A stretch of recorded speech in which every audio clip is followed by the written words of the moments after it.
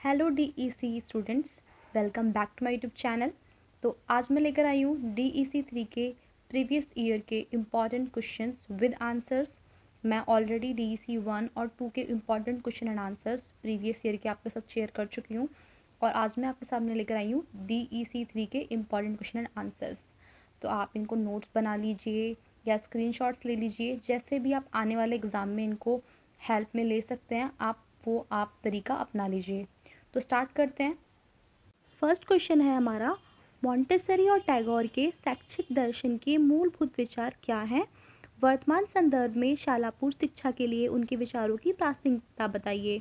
तो इस तरीके से आपसे जो शैक्षिक दर्शन दार्शनिक हैं, ठीक है, फ्रॉबेल है, टैगोर है, मॉन्टेसरी है, कोई भी जो फेमस है उनके बारे में आपसे पूछ लिया जाएगा। तो इसका आंसर देख लेते हैं। मरिया मॉन्टेसरी एक प्रमुख इटलीय शैक्षिक दार्शनिक थी। उनका दृष्टिकोण मॉन्टेसरी विधि कहलाता है। मॉन्टेसरी विधि में सीखने की क्रिया खेल पद्धति पर आधारित है। व्यक्तिक शिक्षण मॉन्टेसरी विधि का केंद्र बिंदु है, यानी कि व्यक्तिकता पे ध्यान देना इनका केंद्र बिंदु है। मॉन्टेसरी के शैक्षिक दर्शन के मूल विचार, पहला है स्व शिक्षा। मॉन्टेसरी ने शिक्षण की बजाय सीखने पर बल दिया। उनका विश्वास था कि स्व शिक्षा ही वास्तविक शिक्षा है। बच्चों को औपचारिक तरीकों से सूचना रटवाने की अपेक्षा ज़्यादा महत्वपूर्ण है उसकी सीखने में सहायता करना। दूसरा है व्यक्तित्व का सम्मान। उनकी धारणा थी कि प्रत्येक बच्चा अनुपम होता है और प्रत्येक बच्चे की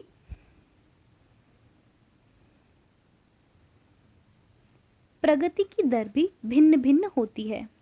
सामूहिक रूप से शिक्षा देने की पद्धतियाँ बच्चों की व्यक्तित्वता को कुचल डालती हैं। प्रत्येक बच्चा दूसरे बच्चे से अलग होता है और उचित सहायता व मार्गदर्शन से उनका समुचित विकास होता है। तीसरा है इंद्रियों के उद्दीपन पर विशेष बल। मॉन्टेसरी का कहना था कि इंद्रियां ज्ञान का द्वार हैं। उनके प्रशिक्षण और विकास पर यह निर्भर करता है कि व्यक्ति जीवन भर ज्ञान का अर्जन कैसे करेगा। ठीक है, जो इंद्रियां हैं वो उन पर विशेष बल दिया गया है। चौथा है गुणों की प्रोत्साहना। वह शारीरिक रूप से दंड और भौतिक इनाम दिए जाने के विरुद्ध थी। उनके अनुसार भौतिक इनाम स्वाभाविक प्रोत्साहन है और दंड से बच्चा जबरदस्ती कुछ प्रयास करने के लिए मजबूर हो जाता है। तो गुणों की प्रोत्साहना की जाए, उसे कोई भौतिक इनाम ना दिया जाए, दंड ना दिया जाए। तो ये तो मॉन्टेसरी के हमारे जो गए वो गए। अब देखते हैं रविंद्रनाथ टैगोर। गुरुदेव नाम से लोकप्रिय टैगोर एक कवि, शिक्षाविद, एक कलाकार होने के साथ सामाजिक व धार्मिक सुधारक भी थे। पॉइंट्स देख लेते हैं इनके। टैगोर के शैक्षिक दर्शन के मूल विचार, पहला है पर्यावरण के जरिए सीखना। टैगोर ने पर्यावरण के माध्यम से पढ़ाने पर बल दिया। उनके अनुसार शालापुर शिक्षा को प्राकृतिक भ्रमण के जरिए से पढ़ाना चाहिए। तो उन्होंने पर्यावरण के जरिए सीखना चाहिए, इस पर बहुत बल दिया है उन्होंने। दूसरा है आत्मखोज। टैगोर शिक्षा को आत्मखोज की प्रक्रिया मानते थे, जहां छात्र अपनी क्षमताओं और प्रतिभाओं को रचनात्मक अभिव्यक्ति के माध्यम से पहचानते और विकसित करते हैं। थर्ड पॉइंट है हमारा क्रिया के माध्यम से शिक्षा। स्वयं क्रिया करके सीखने में विश्वास रखने वाले टैगोर ने इस तथ्य पर बल दिया कि बच्चों को क्रियाओं के माध्यम से सीखना चाहिए। फोर्थ है इंद्रियों का कलात्मक विकास। टैगोर ने कला, संगीत, नृत्य और साहित्य जैसे रचनात्मक गतिविधियों पर जोर दिया, क्योंकि वे मानते थे कि इंद्रियों का विकास बौद्धिक विकास के समान ही महत्वपूर्ण है। तो ये हमारे टैगोर वाले पॉइंट्स भी हो गए। तो यहाँ पे ये मॉन्टेसरी के पॉइंट्स हो गए, मरिया मॉन्टेसरी, इनके शैक्षिक दर्शन और उनके पॉइंट्स, ठीक। और रविन्द्रनाथ के टैगोर हो गए, रविन्द्रनाथ टैगोर के पॉइंट्स भी हो गए। बढ़ते हैं नेक्स्ट क्वेश्चन की तरफ। नेक्स्ट क्वेश्चन है हमारा, विशेष आवश्यकताओं वाले बच्चे को लेबलित करने के 3 सकारात्मक और 3 नकारात्मक प्रभावों की चर्चा कीजिए। ठीक है, तो ये क्वेश्चन भी आपका बहुत इंपॉर्टेंट है। आंसर देख लेते हैं इसका। आंसर इसका, विशेष आवश्यकता वाले बच्चों को लेबल करना एक विवादास्पद विषय है। इसे करने के कुछ फायदे हैं तो कुछ नुकसान भी है।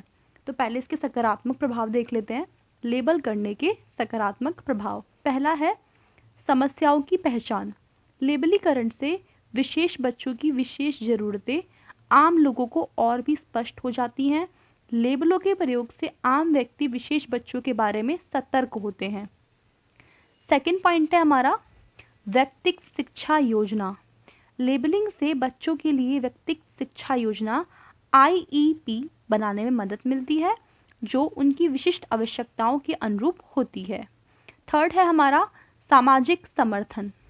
लेबलिंग से माता पिता और बच्चे को अन्य परिवारों और संगठनों से संपर्क करने में मदद मिलती है जो विशेष आवश्यकताओं वाले बच्चे के साथ काम करते हैं, जिससे उन्हें सामाजिक समर्थन और समुदाय की भावना मिलती है।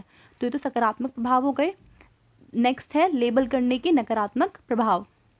लेबल स्थायी हो जाता है। बालक की शेष जिंदगी के साथ वह नाम जुड़ा रहता है, भले ही उसका व्यवहार और कार्यशीलता में सुधार आ जाए। मतलब बच्चे की हेल्थ में सुधार आ जाएगा तब भी जो लेबल है वो स्थायी हो जाता है, तो वो हटता नहीं है, स्थायी हो जाता है। नेक्स्ट है हमारा लेबल बच्चों को अन्य लोगों से अलग कर देता है। यदि किसी व्यक्ति अथवा बच्चे की अपंगता स्पष्ट रूप में दृष्टिगत होती है तो वह तत्काल अन्य लोगों से अलग नजर आता है। जो आप कहते हैं अरे यह बेचारा नेत्रहीन है, तो आपका कथन दर्शाता है कि आपके विचार में भी यह बालक अन्य बच्चों से भिन्न है। तो लेबल क्या करते हैं, उस बच्चे को दूसरे लोगों से अलग कर देते हैं, भिन्न कर देते हैं। थर्ड है लेबल एक दाग है। तरह तरह के नाम से पुकारे जाने पर बच्चा लज्जित होने के साथ साथ हतोत्साहित व शर्मिंदगी महसूस कर सकता है और उसके आत्मसम्मान को हनन हो सकता है। तो जो लेबलीकरण है उसके कुछ सकारात्मक पॉइंट्स भी हैं तो कुछ नकारात्मक पॉइंट्स भी हैं। यहाँ पे हमने वो दोनों डिस्कस कर लिए। आते हैं हमारे नेक्स्ट क्वेश्चन की तरफ। क्वेश्चन है मोबाइल क्रैश कार्यक्रम की कोई ऐसी 5 विशेषताएं बताइए जो प्रारंभिक बाल्यावस्था देखभाल और शिक्षा के क्षेत्र में इसे अद्वितीय बनाती हैं। यहाँ पे आपसे मोबाइल क्रैश पूछा है। देख लेते हैं मोबाइल क्रैश कार्यक्रम है क्या। आंसर इसका मोबाइल क्रैश की आवश्यकता सबसे पहले सुश्री मीरा महादेवन ने महसूस की और इसी आवश्यकता को कारण रूप देते हुए उन्होंने 1964 में इस संस्था की स्थापना की। तो मोबाइल क्रैश क्या है, एक संस्था स्थापना कार्यक्रम है जो मीरा महादेवन ने स्टार्ट किया है। मोबाइल क्रैश की अद्वितीय विशेषताएं, पहली, मोबाइल क्रैश के कर्मचारियों को बहुत ही भीषण कठोर परिस्थितियों में बच्चों को सभी आवश्यकताओं को पूरा करना पड़ता है। सेकंड है, चूंकि सारी माताएं काम पर जाती हैं इसलिए बाल देखभाल कार्यकर्ता प्रतिदिन बच्चों को उनके घरों से ले जाते हैं, क्योंकि माताएं जो होती हैं वो लेबर वाला काम करती हैं तो वो काम पे जाती हैं। थर्ड है, निर्माण स्थल पर मजदूर परिवार आते जाते रहते हैं, इस कारण हर महीने नए बच्चे कार्यक्रम में शामिल होते हैं। फोर्थ है, कार्यकर्ताओं को सहायक शिक्षण सामग्री का प्रयोग करने के लिए प्रोत्साहित किया जाता है। एंड लास्ट, बच्चों को उच्च कोटि की देखभाल सहायक और पर्यवेक्षी उपायों से सुनिश्चित होती हैं। तो ये जो मोबाइल क्रैश कार्यक्रम है ये उन बच्चों के लिए है जो लेबर यानी कि जो काम मजदूर जो होते हैं उनके जो बच्चे होते हैं ये उनके लिए है, और वो जो मजदूर होते हैं वो एक जगह ज़्यादा टिकते नहीं हैं, तो ये मोबाइल क्रैश प्रोग्राम उनके लिए है। नेक्स्ट क्वेश्चन है, संचार की महिला से महिला कार्यनीति क्या है। इसमें आपसे चाइल्ड टू चाइल्ड, लड़की से लड़की, मतलब कुछ भी ऐसा पूछ लेंगे। ये भी क्वेश्चन आपका आता ही आता है। आंसर देख लेते हैं इसका। महिला से महिला कार्यनीति का अर्थ है एक ऐसी रणनीति या योजना जिसमें महिलाएं एक दूसरे से ज्ञान, कौशल और विकास का आदान प्रदान करती हैं, खासकर उनके समुदाय या संगठन के भीतर। अगर इसमें लड़की से लड़की होगा तो आप लड़की से लड़की मेंशन कर दो, बच्चे से बच्चा मेंशन कर दो, मतलब डेफिनेशन आपकी यही सेम रहने वाली है। ठीक है, इसको मॉडिफाई कर लेना, सेम डायग्राम के साथ रहेगा। अगर जैसे लेडीज़ है तो लेडीज़ यहाँ पे एक मेन लेडीज़ हो गई, ठीक है, पोषण शिक्षण प्रमुख महिला और ये ज़रूरतमंद महिला, इसमें आप बच्चे चेंज कर दो या फिर लड़कियाँ बना दो, डायग्राम भी आपका यही हो जाएगा। पॉइंट्स देख लेते हैं। महिला से महिला कार्यनीति निम्न सिद्धांतों पर आधारित है। महिलाएं और लड़कियां ही मुख्य रूप से परिवार की देखभाल करती हैं और आत्मनिर्भरता का श्री गणेश घर से होता है। सेकंड, इन्हें समझाना आसान होता है क्योंकि परिवार व सहोदरों का कल्याण ही इनके लिए सर्वोच्च होता है। जो भी ज़रूरत की चीज़ें होती हैं या बात होती है वो उसको जल्दी एक्सेप्ट कर लेती हैं। थर्ड है, पारंपरिक रूप से महिलाएं व लड़कियां अपेक्षाकृत ज़्यादा मित्रतापूर्ण व्यवहार दर्शाती हैं तथा इनमें पड़ोसियों, दोस्तों व रिश्तेदारों से सूचना का आदान प्रदान करने की प्रवृत्ति होती है। लास्ट है, इनमें नेतृत्व के गुण विकसित किए जा सकते हैं और फिर इनका उपयोग अन्य महिलाओं और लड़कियों को भी प्रेरित करने के लिए किया जा सकता है। एग्जाम्पल देती हूँ मैं आपको एक। मान लो ये जो पोषण शिक्षण है, जो मेन जो लेडीज़ है, ठीक है, इसके बच्चे की तबीयत खराब हुई या कुछ भी हुआ, इसने कोई नुस्खा आजमाया, ठीक है, अब वो नुस्खा काम कर गया और इसने जो है यही नुस्खा इन तीनों से डिस्कस किया, जो प्रमुख महिलाएं, ठीक है, इन्होंने बात करते करते कई बातचीत में वो और लेडीज से डिस्कस कर दिया, ठीक है। इनमें से जब किसी को ज़रूरत लगी तो उसने याद किया कि तो मुझे वो नुस्खा बताया था, मैं आजमा के देखती हूँ, और उसने वो नुस्खा जो है आजमाया और वो काम कर गया। तो इस तरीके से जो महिला से महिला जो है एक जो चीज़ थी, नुस्खा था, वो पहुँच गया, बात पहुँच गई। तो इस तरीके से ये कार्यनीति है, रणनीति है, काम करती है। आई होप आपको क्लियर हो गया होगा। देखते हैं नेक्स्ट क्वेश्चन। प्रश्न है, विशेष शिक्षा से आप क्या समझते हैं? इसके किन्हीं 6 सिद्धांतों को सूचीबद्ध कीजिए। अगेन, विशेष शिक्षा से क्या तात्पर्य है? इसके सिद्धांतों का वर्णन कीजिए। तो ये क्वेश्चन आपका रिपीट सेम टू सेम ऐसे ही पूछा जाता है। आंसर देख लेते हैं इसका। विशेष शिक्षा एक प्रक्रिया है जो उन विद्यार्थियों के लिए है जिन्हें विभिन्न प्रकार की विकलांगता के कारण सामान्य शिक्षा में सम्मिलित नहीं किया जा सकता। मतलब जो नॉर्मल बच्चों की शिक्षा है उसमें इसको सम्मिलित नहीं किया जा सकता, इसलिए इसको विशेष शिक्षा का नाम दिया गया है। विशेष शिक्षा के सिद्धांत। पहला, विशेष शिक्षा की केंद्रीय विचारधारा यह है कि प्रत्येक बच्चे को उसकी योग्यताओं के आधार पर जहां तक संभव हो शिक्षा देनी चाहिए।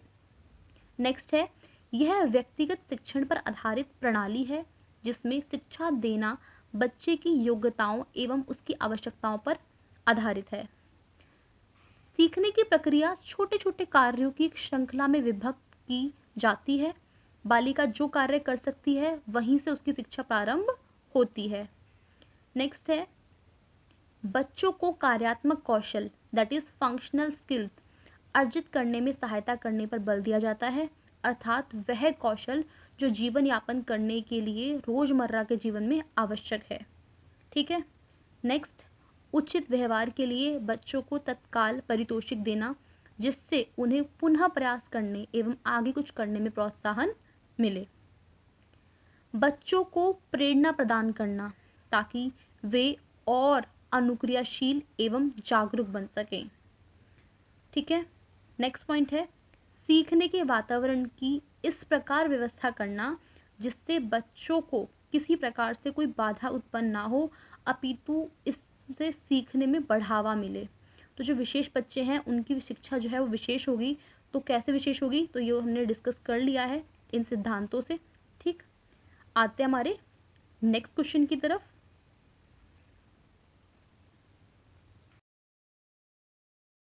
क्वेश्चन है, ऐसे कोई 5 तरीके बताइए जिनके द्वारा आप श्रवण दोष वाले बच्चे के सुनने के कौशलों को और अधिक प्रभावी रूप से प्रयोग कर पाने में उसकी सहायता कर सकते हैं। ठीक है, यही क्वेश्चन रिपीट फिर से पूछा गया है।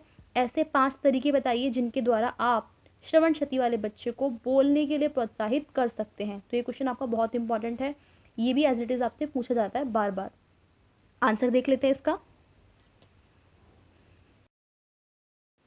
श्रवण दोष वाले बच्चों के सुनने के कौशलों को और अधिक रूप से प्रभावी बनाने के कुछ सिद्धांत। क्या है सिद्धांत? पहला है, भाषा समझाने में बच्चों की सहायता करना। कैसे करेंगे? बच्चों से बात करते समय पूरे वाक्यों का प्रयोग कीजिए जिससे वह विषय वस्तु यानी कि कंटेंट समझ सकें। नए शब्दों को ब्लैक बोर्ड पर या उसकी कॉपी में लिखिए। जो हार्ड वर्ड्स हैं, जो हार्ड स्पेलिंग्स हैं, जो नए शब्द लगता है आपको कि ये इसके लिए नए हैं, उन्हें आप उसकी कॉपी में लिख दीजिए या ब्लैक बोर्ड पर अलग से मेंशन कर दीजिए। सेकंड है हियरिंग एड उपलब्ध कराना। आग्रह कीजिए कि बालिका हियरिंग एड का नियमित रूप से प्रयोग करे। बच्चे का ध्यान आसपास सुनाई पड़ने वाली सभी ध्वनियां जैसे कि स्कूल की घंटी, दरवाजे पर दी गई दस्तक आदि की ओर आकर्षित कीजिए। उससे बार बार पूछिए, आपको ये आवाज़ सुनाई दी, अभी घंटी बजी थी, आपने घंटी सुनी? तो इस तरीके से उससे बार बार आसपास की ध्वनियां जो हैं वो जो सुनाई पड़ रही हैं उनसे पूछिए कि आपको ये सुनाई दे रहा है। ठीक है, तो इस चीज़ पर आपको विशेष ध्यान देना है। थर्ड है बच्चे को बोलने के लिए प्रोत्साहित करना। कैसे करेंगे? बच्चे से प्रश्न पूछिए और उससे उत्तर की अपेक्षा कीजिए। उसको सभी मौखिक क्रियाओं जैसे कि बाल गीतों, कविता या कहानी सुनाना आदि में सम्मिलित कीजिए। हर चीज़ का उसे मौका दीजिए। नेक्स्ट पॉइंट है हमारा फोर्थ नंबर, कक्षा की संरचना एवं बच्चों के बैठने की योजना। श्रवण दोष वाले बच्चे का सबसे सबसे आगे किस पे बैठाना चाहिए? जिसको श्रवण दोष है, सुनने में दिक्कत है, उसे आगे बिठाओ। शिक्षिका को अपनी पीठ बच्चे की ओर करके बात नहीं करनी चाहिए क्योंकि वो आपकी लिपसिंग कैच करेगा और वो लिपसिंग कैच नहीं कर पाएगा अगर आप पीठ दिखाकर खड़े हो तो, इसलिए तो पीठ दिखाकर नहीं खड़े होना है। लास्ट पॉइंट है हमारा बच्चे को उचित समय प्रदान करना। बालिका के उत्तर देने की प्रतीक्षा कीजिए, उसको थोड़ा टाइम दीजिए। उसे शब्द बताकर केवल तभी सहायता कीजिए जब आपको लगे कि उसके पास अपनी बात कहने के लिए शब्द नहीं हैं। तो इस तरीके से आप कुछ जो है चीज़ें हेल्प कर कर श्रवण दोष वाले बच्चे जो हैं उनकी क्षमताओं को बढ़ा सकते हो, उनको बोलने के लिए प्रेरित कर सकते हो। तो ये इसका आंसर है। आई होप आपको क्लियर हो गया होगा। ये सारे ही क्वेश्चन आपके आने वाले एग्ज़ाम व्यू पॉइंट से बहुत ज़्यादा इम्पॉर्टेंट हैं। तो आपको जो भी तरीका अच्छा लगता है नोट्स बनाने का, याद करने का या समझने का, जो भी आप वो तरीका अपनाएं और इन क्वेश्चंस को प्लीज़ ध्यान में रखें, इन्हें याद करें। जो भी आप जैसा भी कर सकते हो, आपको आने वाले एग्ज़ाम में इनमें से क्वेश्चंस देखने को मिलेंगे ही मिलेंगे। और अगर आपको वीडियो अच्छी लग रही हैं, यूज़फुल लग रही हैं, तो प्लीज़ वीडियो को लाइक करना बिल्कुल भी ना भूलें और नए हो तो चैनल को सब्सक्राइब कर लेना। And thanks for watching. और आने वाले एग्ज़ाम के लिए सभी को ऑल दी बेस्ट मेरी तरफ से। एंड या थैंक यू।